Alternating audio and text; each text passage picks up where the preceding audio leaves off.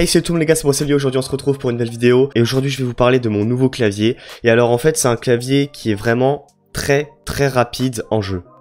Donc du coup les gars, dans cette vidéo j'ai pas envie de déballer le clavier parce que il y a plein de vidéos en fait qui montrent le clavier qui se déballe. D'ailleurs les gars, j'ai pris des images de ces vidéos et je vous mettrai ces vidéos en question en description. Donc n'hésitez pas à aller voir leurs vidéos si vous voulez avoir plus d'informations sur le clavier.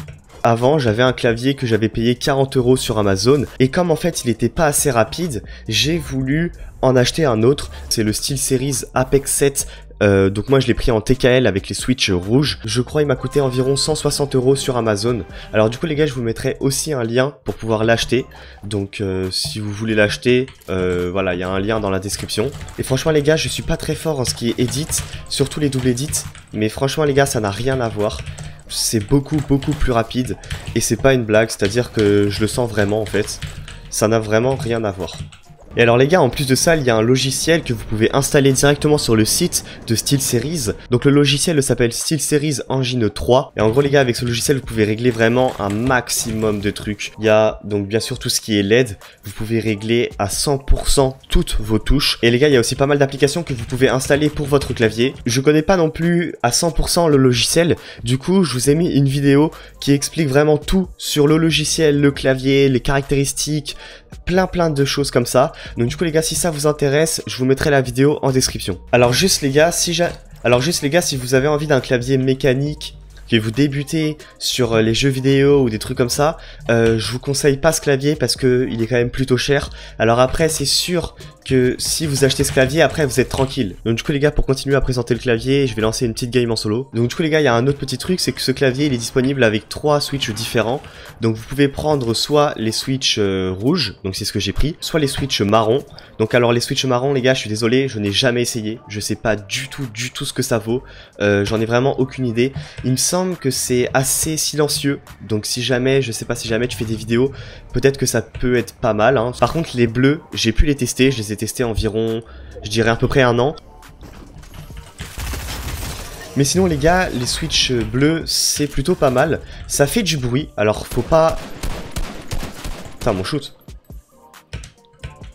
Alors du coup les gars, si jamais vous êtes dérangé par le bruit ou j'en sais rien, vous avez envie d'un clavier qui est plutôt silencieux, ne prenez pas les bleus, mais c'est vrai que les bleus sont assez satisfaisants quand même au toucher. Tu sais exactement en fait si t'appuies sur la touche, tu sais exactement quelle touche t'appuies. Et c'est ça que j'aimais bien en fait sur les bleus.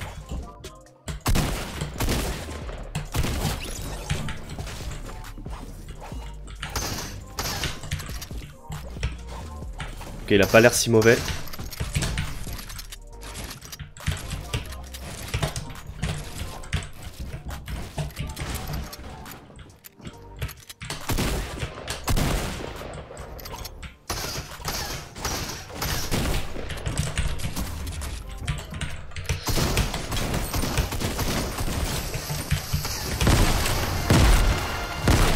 Ok. Je keblo. Ok.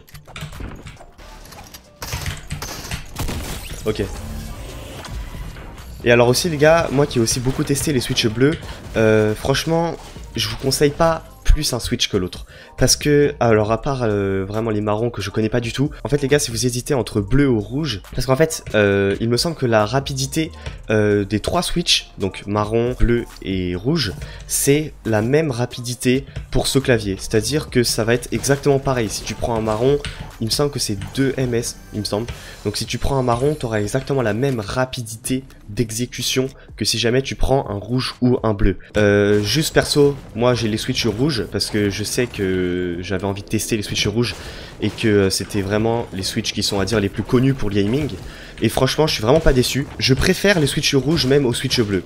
C'est comme ça, c'est une préférence. J'aime pas trop non plus quand ça fait trop de bruit comme les bleus. Après, ça va être votre préférence à vous en fait. Si vous aimez quand ça fait beaucoup de bruit, prenez des bleus. Si jamais vous préférez quand ça fait un peu moins de bruit et juste quand c'est plus silencieux et que c'est plus doux en fait, que ce soit à l'oreille ou même avec vos doigts, c'est plus doux en fait les switches rouges, et bah prenez des rouges. Je suis désolé hein, comme je vous ai dit, mais pour les marrons, je sais pas du tout.